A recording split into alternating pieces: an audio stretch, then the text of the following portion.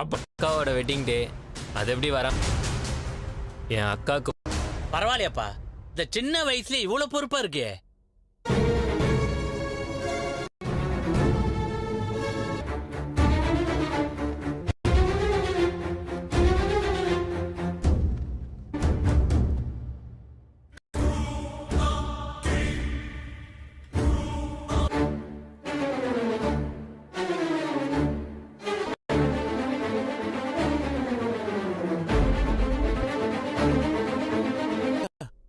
எனக்கு பிடிச்ச மாதிரி வாங்கியிருக்கிற, நல்லா இருக்குடா. எனக்கு வாங்கி கொடுத்ததாச்சே. குடு. மச்சான்